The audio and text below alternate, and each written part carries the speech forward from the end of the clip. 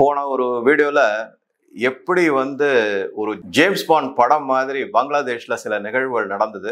வகார் உஸ் ஜமான் தள்ளிட்டு வேற ஒருத்தர் பதவிக்கு வரதா இருந்தாங்க, ஃபைசூர் அப்படிங்கிறவரு. அதுக்கப்புறம் அதை இந்தியா தலையிட்டு எல்லாம் ஆச்சு அப்படின்னு பார்த்தோம்.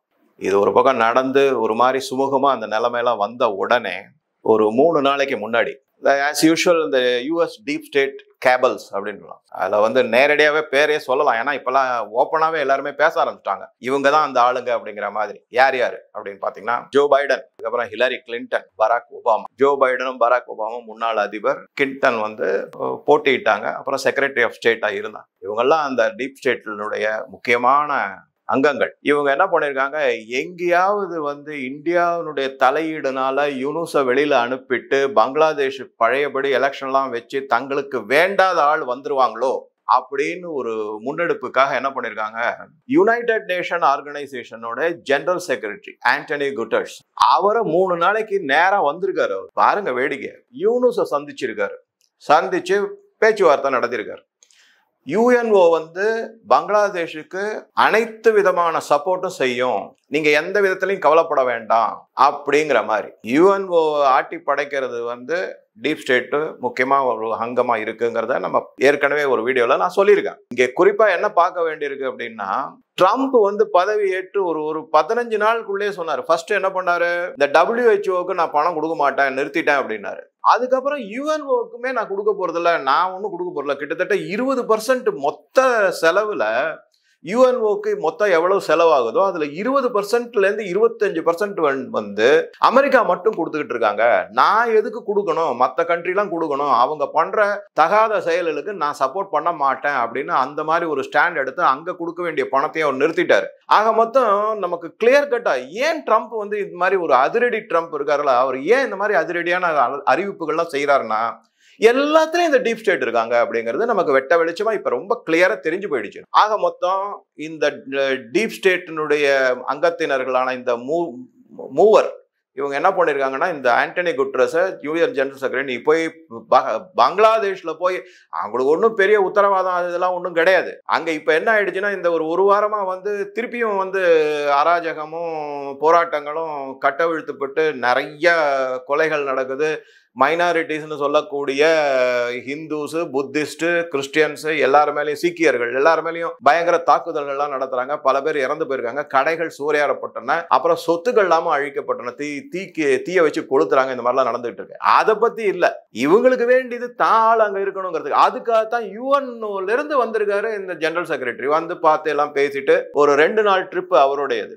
அவர் போன உடனே என்ன ஆயிருக்கு அப்படின்னு பாத்தீங்கன்னா, அவர் வந்து சிஏ அப்படின்னு சொல்லுவாங்களா, கரண்ட் அட்வைசர், அவர் அதாவது தற்காலிக அட்வைசர் முகமது யூனிஸ், அவரை மட்டும் பார்க்காம ஆர்மி சீஃப் வகார் உஸ் ஜமான், அதுக்கப்புறம் நேவி சீஃபை பார்த்துருக்காங்க, அதுக்கப்புறம் ஏர்ஃபோர்ஸ் சீஃபை பார்த்துருக்காங்க. இவங்களெல்லாமும் பார்த்து பலவிதமான டிஸ்கஷன்ஸ் எல்லாம், பேச்சுவார்த்தை எல்லாம் நடத்திருக்காங்க. இதை வந்து நம்ம பேச்சுவார்த்தைன்னு பார்க்காம உலகத்துல சில வல்லுநர்கள் என்ன சொல்றாங்க அப்படின்னா, இது வந்து வெறும் பேச்சுவார்த்தை மட்டும் கிடையாது, இது ஆக்சுவலா பாத்தீங்கன்னா அவங்களுக்கு விடுக்கப்பட்ட ஒரு எச்சரிக்கை, ஒரு த்ரெட் மாதிரி சொல்லியிருக்காங்க, அபாய எச்சரிக்கை. நாங்க சொல்றபடி நீ கேட்கலன்னா உன் கதி அதோ கதிங்கிற மாதிரி வார்ன் பண்ணிட்டு வந்திருக்காங்க. இன்க்ளூடிங் ஆர்மி சீஃபுக்கும் சேர்த்து வேற யாரோடைய சொல் பேச்செல்லாம் நீங்க கேட்க கூடாது, அது இதுங்கிற மாதிரி ஒரு டிராமா மாதிரி பண்ணிட்டு வந்திருக்காங்க அப்படின்னு. ஆனா என்ன ஆயிடுச்சு, வகார் உஸ் ஜமான் இப்ப வந்து அதாவது பங்களாதேஷனுடைய ஆர்மி சீஃப் வந்து இப்ப நல்ல ஸ்ட்ராங் பொசிஷன்ல இருக்காரு. ஃபைசூர் ரஹ்மானை வந்து ஹவுஸ் அரெஸ்ட்ல வச்சிருக்காங்க. அந்த நியூஸ் ஆனால் லீக் ஆகாம வெளியில வராம பார்த்துட்டு இருக்காங்க ஜாக்கிரதையா. ஏன்னா அது வந்ததுன்னா இன்டர்நேஷனல்ல திருப்பி இவங்க வேற ஏதாவது முன்னெடுப்பு செய்வாங்கன்னு அது அப்படியே கமுக்கமா வச்சிருக்காங்க. ஆனா வகார் உஸ் ஜமான் வந்து இப்ப நல்ல ஸ்ட்ராங்கான பொசிஷன்ல இருக்காரு. இந்தியா பக்கபலமா இருக்குங்கிறது தெரியுது, ட்ரம்ப்னுடைய பக்கபலம் இருக்குங்கிறதும் நமக்கு தெரியுது. சரி, அதனால என்ன பண்ணிட்டாரு, இந்த ஆண்டனி குட்ரஸ் திரும்பி வந்து இவங்க கிட்ட சொல்லியிருக்காங்க. அதாவது இந்த டீப் ஸ்டேட் மெம்பர்ஸ் கிட்ட சொன்ன போது, எல்லாம் ஒன்றும் வேலைக்கு ஆற மாதிரி தெரியல, என்ன செய்யறதுன்னு தெரியல, கொஞ்சம் கஷ்டமா தான் இருக்கு அப்படிங்கிற மாதிரி சொல்லியிருக்காங்க. உடனே அவங்க என்ன பண்ணிருக்காங்க, நீங்க யோசிச்சு பாருங்க, பங்களாதேஷ்ல நிலவக்கூடிய பல இன்னல்களுக்கும் அராஜகங்களுக்கும் ஸ்டெப் எடுக்கணும்னாக்க என்ன பண்ணணும்? இப்ப ஆட்சியில யார் இருக்காங்க? அமெரிக்கால ரிப்பப்ளிகன் பார்ட்டி இருக்கு. டொனால்ட் ட்ரம்ப் வந்து ரிப்பப்ளிகன் பார்ட்டியோட பிரசிடென்டா இருக்காரு. அந்த ரெப்ரசன்டேட்டிவ் ரிப்பப்ளிகன் பார்ட்டியோட ரெப்ரசன்டேட்டிவ் வந்து பங்களாதேஷுக்கு வந்து அப்பா இதெல்லாம் சரி கிடையாது, இதெல்லாம் நிவர்த்தி பண்ணுங்க, நாங்க இந்த மாதிரி உதவி செய்யறோம், திருப்பி உங்களுடைய எக்கானமியை மீட் எடுக்கிறோம், பொருளாதார வளர்ச்சிக்கு பல உதவிகளை நாங்க செய்யறோம், அந்த மாதிரி சொல்லாம அவங்க ஒதுங்கி நிக்கிறாங்க. ரிப்பப்ளிகன்ஸ் ஒதுங்கி நிக்கிறாங்க. ஆனா யார் இங்க வந்திருக்காங்க அப்படின்னு பாத்தீங்கன்னாக்க, கேரி சார்ல்ஸ் பீட்டர் அப்படின்னு ஒரு நபர் இருக்காரு. இவர் வந்து டெமோக்ராட்டிக் பார்ட்டியை சேர்ந்தவர். இந்த டெமோக்ராட்டிக் பார்ட்டி ரிப்பப்ளிகன் பார்ட்டில நீங்க குறிப்பா கவனிச்சீங்கன்னா, மோஸ்ட் ஆஃப் த டெமோக்ராட்டிக் பார்ட்டில இருக்கிறவங்க மிக பெரும்பான்மையோர் வந்து டீப் ஸ்டேட்டை சார்ந்தவங்க. ஏன்னா Joe Biden, Bill Clinton, Hillary Clinton, Barack Obama இதெல்லாம் அந்த கூட்டத்தை சேர்ந்தவங்க தான். கேரி சார்ல்ஸ் பீட்டர் அவர் ஒரு டெமோக்ராட்டிக் காங்கிரஸ் மெம்பர், அவர் அதாவது எம்பி மாதிரின்னு வச்சுக்கோங்களேன். அவர் வந்து ஒரு 20 மணி நேரத்துக்காக பங்களாதேஷ் வந்துட்டு போயிருக்காரு.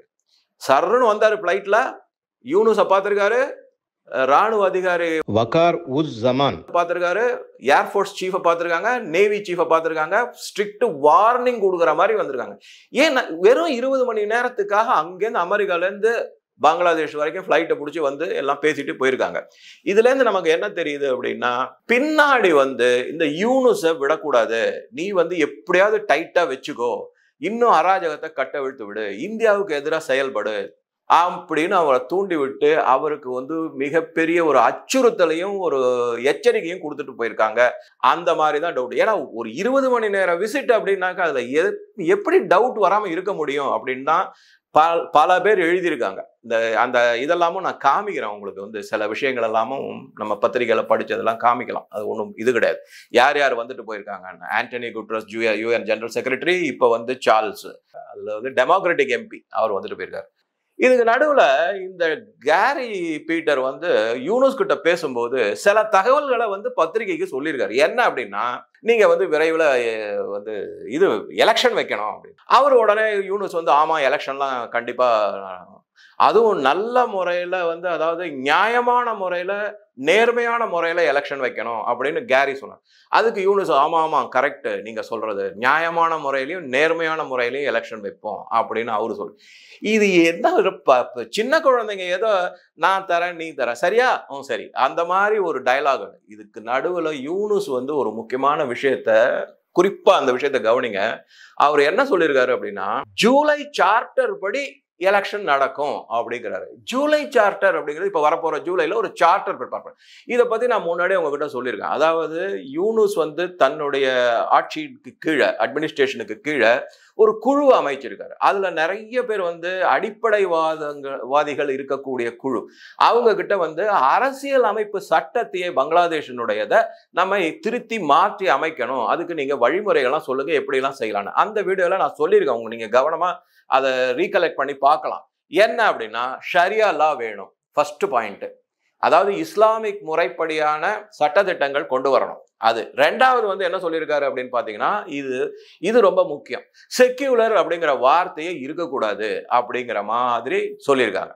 ஸோ இந்த மாதிரி பல முன்னாடி அப்படிலாம் நீங்க பாத்தீங்கன்னாக்க, இனிமே பங்களாதேஷ்ல வந்து இது ஒரு பாகிஸ்தான் மாதிரியோ இல்ல வேற ஒரு இஸ்லாமிய நாடுகள் மாதிரியோ இஸ்லாமிய முறைகள், இஸ்லாமிய சட்டத்திட்டங்கள் தான் இருக்கும், செக்யூலரா இருக்காது அப்படிங்கிறது நல்லா தெரிஞ்சு போச்சு. இதுல இந்த இடத்துல தான் நீங்க பாத்தீங்கன்னாக்க 12ஆம் தேதியிலிருந்து ஒரு 4 நாட்களுக்கு DNI director of national intelligence Tulsi Gabbard India வந்திருக்காங்க. இந்தியா வந்து யார் யாரெல்லாம் பார்த்துருக்காங்க பாருங்க.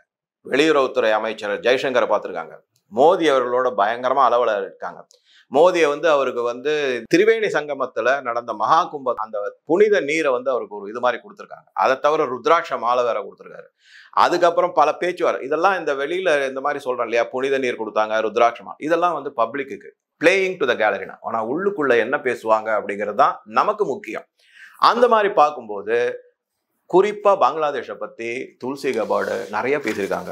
என்ன அப்படின்னா, இப்ப புதிய ட்ரம்ப் ஆட்சியின் கீழே பலவிதமான இன்டெலிஜென்ஸ் நியூஸ் எல்லாம் எங்களுக்கு வந்திருக்கு, நாங்க வந்து அதை முழுமையாக இந்தியாவோட பகிர்ந்து கொள்ள போகிறோம் அப்படின்னு சொல்லிட்டு அவங்க குறிப்பா எதை பத்தி சொல்லியிருக்காங்கன்னா, ட்ரம்ப்புக்கு மிகப்பெரிய வரி பங்களாதேஷை பொறுத்த வரைக்கும் என்னன்னா, மைனாரிட்டிஸ் வந்து மிக மிக கொடுமையாக தாக்கப்படுகிறார்கள், அவங்களுடைய சேஃப்டி அப்படிங்கிறது வந்து மிகப்பெரிய கேள்விக்குறியா இருக்கு. குறிப்பா மைனாரிட்டிஸ் அவர் யாரை பத்தி சொல்லியிருக்காருன்னா, இந்துக்களை மெயினா சொல்லியிருக்காரு. எதனால அவங்க சொல்றாங்கன்னா, துல்சி கபார்டு வந்து அவங்க பிறப்பால் அமெரிக்கர், அவங்க வந்து ஒயிட்டு. ஆனா 1970 இஸ்கான் மூமெண்ட்ல அவங்களுடைய அம்மா சேர்ந்து அதன் மூலமாக கவரப்பட்டு அதனுடைய பகவத்கீதை இருக்கிற நல்ல விஷயங்கள் மூலமா உன்னதமானதை எடுத்துக்கிறேன், அது எனக்கு ரொம்ப பிடிச்சிருக்குன்னு சொல்லி தன்னுடைய பசங்களுக்கு வந்து துல்சி, அப்புறம் இன்னொரு அவங்களோட சிஸ்டர் இருக்காங்க, அவங்க பேரை வந்து அவங்க வச்சிருக்காங்க. அது மாதிரி இந்து மதத்தை தழுவுறேன்னு சொல்லிட்டாங்க. அன்னிலிருந்து அதே வழிமுறையில வளர்க்கப்பட்டவங்க தான் இந்த துல்சி கபார்ட் அப்படிங்கிறவங்க. அவங்க அமெரிக்க ஆர்மியில எல்லாம் ஒர்க் பண்ணியிருக்காங்க, பெரிய கமாண்டர் லெவல்ல ஒர்க் பண்ணியிருக்காங்க, கேப்டன் லெவல்ல, கமாண்டர் லெவல்ல. அதுக்கப்புறமா அரசியலுக்கு வந்து டெமோக்ராட்டிக் பார்ட்டியில நடக்கிற அட்டூழியங்கள் வந்து சரியில்லைன்னு சொல்லிட்டு தான் ரிப்பப்ளிகன் பார்ட்டியில ட்ரம்ப்புக்கு ஆதரவா இருந்திருக்காங்க. அவங்கள வந்து இந்த எஃப்டிஐ, அதாவது டைரக்டர் ஆஃப் இன்டெலிஜென்ஸ் சர்வீசஸ் இல்லையா, அது டிஐஏ அப்படின்னா இன்டெலிஜென்ஸ் ஏஜென்சிஸ், பல ஏஜென்சிக்கு இவங்க ஹெட். அதுக்கு வர்றதுக்கு பல தடைகளை மீறி தான் அவங்களை அப்பாயின்ட் பண்ணிருக்காங்க. அவங்க இப்ப என்ன சொல்லியிருக்காங்கன்னா, எங்களுக்கு அமெரிக்கால இருந்து பல விதமான இன்டெலிஜென்ட் இன்புட்ஸ் வருது, அதை நாங்க வந்து இந்தியாவோட ஷேர் பண்ணியிருக்கோம். பங்களாதேஷனால இந்தியாவுக்கு மிகப்பெரிய ஒரு செக்யூரிட்டி அச்சுறுத்தல் இருக்கு, பாதுகாப்பு அச்சுறுத்தல் இருக்கு, இதை வந்து நாங்க முன்னெடுக்க போறோம் அப்படின்னு சொல்லிட்டு பல விஷயத்தை பத்தி டிஸ்கஸ் பண்ணியிருக்காங்க.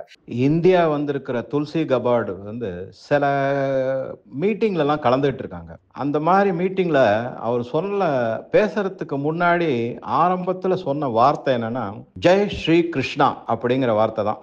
இது வந்து எதை குறிக்குது, இன்டைரக்டா அவங்க என்ன ஒரு மெசேஜ் கொடுத்திருக்காங்க அப்படின்னு நம்ம பார்த்தோம்னா, பங்களாதேஷ்ல இஸ்கானை சேர்ந்த சின்மய் தாஸ் அப்படிங்கிறவரை வந்து பங்களாதேஷனுடைய கொடியை அவமரியாதை பண்ணிட்டாருன்னு சொல்லி அரெஸ்ட் பண்ணி உள்ள வச்சிருக்காங்க.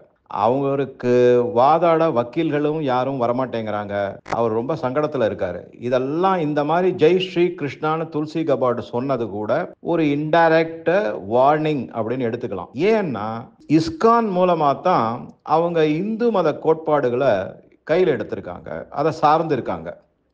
இந்த இடத்துல நம்ம என்ன பார்க்கிறோம் அப்படின்னாக்க, இந்த ஹிலாரி கிளின்டனுக்கோ ஜோ பைடனுக்கோ இல்ல பராக் ஒபாமாவுக்கோ பங்களாதேஷை வச்சு இந்தியாவை ஏதோ பெருசா அட்டாக் பண்ணிடலாம்னு நினைக்கிறது எவ்வளவு ஒரு முட்டாள்தனமானது அப்படிங்கிறத எப்படி நம்ம புரிஞ்சுக்கலாம் அப்படின்னா, டொனால்ட் ட்ரம்ப் வந்து பிரதம மந்திரி மோடியை சந்திக்கும் போது பங்களாதேஷை பத்தி கேட்ட கேள்விக்கு, இதோ இருக்காரு மோடி, அவரு வந்து பங்களாதேஷை பத்தி எல்லாமே பார்த்துக்குவாரு, நான் அதுல தலையிட மாட்டேன்னு ஓப்பனா சொல்லு. தட் மீன்ஸ் அப்படின்னா என்ன அர்த்தம், பரிபூரண சுதந்திரம் கொடுக்கப்பட்டிருக்கு இந்தியாவுக்கு, நீங்க பங்களாதேஷை எப்படி ஹேண்டில் பண்ணணுமோ அந்த அளவுக்கு நீங்க ஹேண்டில் பண்ணிக்கலாம் அப்படிங்கிறது தான் அதுல மெசேஜ். இந்த மாதிரி இருக்கும்போது எங்கேயோ உட்காந்துக்கிட்டு, அதுவும் இந்த யூனுஸ், அந்த யூனுஸ் மேல நீங்க நம்ப மாட்டீங்க, 6000-7000 கோடி ரூபாய்க்கு வந்து அவர் ஊழல் பண்ணியிருக்காருன்னு தான் ஷேக் ஹசீனா அவங்க பேர்ல கேஸ் போட்டிருக்காங்க. இதை நான் வேற ஒரு வீடியோல இன்னும் விலாவரியா விவரமா சொல்றேன், அதெல்லாம் யாரு சொன்னாங்க எப்படி சொன்னாங்க அப்படிங்கிறது வத்துக்கு. ஸோ இந்த மாதிரிலாம் இருக்கும்போது யூனுஸ் திருப்பி என்ன பண்றாரு அப்படின்னா, அமெரிக்கா கிட்ட போய் இந்தியாவை பத்தி கம்ப்ளைண்ட் பண்ணி என்னை எப்படியாவது காப்பாத்துங்க, எப்படியாவது இது பண்ணுங்கன்னு அங்கே விடப்பட்ட அராஜகத்தை ஒன்னும் அதை பத்தி கண்டுக்காம, ஆனா அதே சமயத்துல ஆர்மி சீஃப் வகார் உஸ் ஜமான் இந்த மாதிரி செய்யறீங்க, இது ரொம்ப தப்புன்னு சொல்லியிருக்காங்க, அதையும் கண்டுக்காம யாரு கூட சேரக்கூடாதோ, அதாவது வந்து பாகிஸ்தான் கூட சேர்றது, அதுக்கப்புறம் இந்த யூஎஸ் டீப் ஸ்டேட்டோட சேர்ந்து இந்தியாவுக்கு எதிராக செயல்பட்டுக்கிட்டே வராரு. இப்ப துல்சி கபார்டு கொடுத்துருக்கிற இன்டெலிஜென்ஸ் இன்புட் இதெல்லாம் வச்சு பார்க்கும்போது அநேகமாக சாதாரணமா இன்டர்நேஷனல் பாலிடிக்ஸ், ஜியோ பாலிடிக்ஸ் என்ன சொல்லுவாங்க, 90 டே விண்டோஸ்னு வாங்க. அவருக்கு அந்த 90 டே விண்டோ கூட கிடைக்குமா கிடைக்காதான்னு தெரியல. அநேகமா அவருடைய காலம் எண்ணப்பட்டு விட்டது அப்படிங்கிறது தான் தகவல் வருது. இதுக்கு நடுவில் பாருங்க, ஏதோ பங்களாதேஷ்ல வந்து செக்யூலரிசம் இருக்கு, ஓரளவுக்கு நல்ல மாதிரி மக்கள் மேல ஒரு நம்பிக்கை இருக்கு. நான் முன்னாடியே சொல்லியிருக்கேன், சில எலிமெண்ட்ஸ் தான் பேட், பல பேர் நல்ல மாதிரி தான் அப்படிங்கிறத நம்ம பார்த்துருக்கோம்ல. அந்த கொஞ்சம் நஞ்சம் இருக்கிற நல்ல பேரையும் இந்த முகமது யூனிஸ் தற்காலிக அதிபர் கெடுத்து குட்டுச்சோராக்கி பங்களாதேஷ்லயே ஒரு குழியில தள்ளிட்டு தான் மறுவேலை பார்ப்பாரு போல இருக்கு அப்படிங்கிறது. இன்னொரு பாருங்க, ஆயிரக்கணக்கான இஸ்லாமியர்கள் வந்து சவுதி அரேபியாக்கள் இந்த உம்ரா அப்படிங்கிறதுக்கு போயிருக்காங்க, யாருக்குமே விசா கிடையாது, எல்லாமே ரிஜெக்ட் பண்ணாங்க. 90% விசா வந்து சவுதி அரேபியா கேன்சலே பண்ணிடுச்சு. முன்னறிவிப்பே இல்லாம கேன்சல் பண்ணிருக்கு. இதெல்லாம் பயங்கர ஒரு பிளானிங் கிடையாது. இவர் அதை பத்திலாம் இவர் கவனிக்கிறது கிடையாது. ஏதோ தான் வாழணும், தான் ஆட்சியில இருக்கணும் அப்படிங்கிற மாதிரி. ஸோ விரைவில், வெகு விரைவில் பங்களாதேஷ்ல பலவிதமான நல்ல விஷயங்கள் நடக்கிறதா இருக்கு. இப்ப என்ன பண்ணிருக்காங்கன்னா, கடைசியா இப்ப லேட்டஸ்ட் நியூஸ், நேத்து படிச்ச நியூஸ் என்னன்னா, சைனாவோட அவர் போய் ஏதோ கேட்டுட்டு எங்களை காப்பாத்துங்க அப்படின்னு சொல்ற மாதிரி சொல்லிட்டு வந்திருக்காருன்னு. சைனாவே ஏகப்பட்ட பிரச்சனைல இருக்கு. சைனாவை பத்தி வீடியோ போடுற பாருங்க. அதை கேட்டீங்கன்னா உங்களுக்கே இன்னும் நல்லாவே புரியும். ஸோ இதுதான். உங்க கருத்துக்களை பதிவிடவும், அதே மாதிரி வழக்கம் போல என்னுடைய ரிக்வஸ்ட், டிஎம் சேனலுக்கு சப்ஸ்கிரைப் பண்ணாதவங்க பண்ணிடுங்க. பெல் பட்டனை பிரஸ் பண்ணிட்டு ஜாயினும் பண்ணுங்க. நன்றி, வணக்கம்.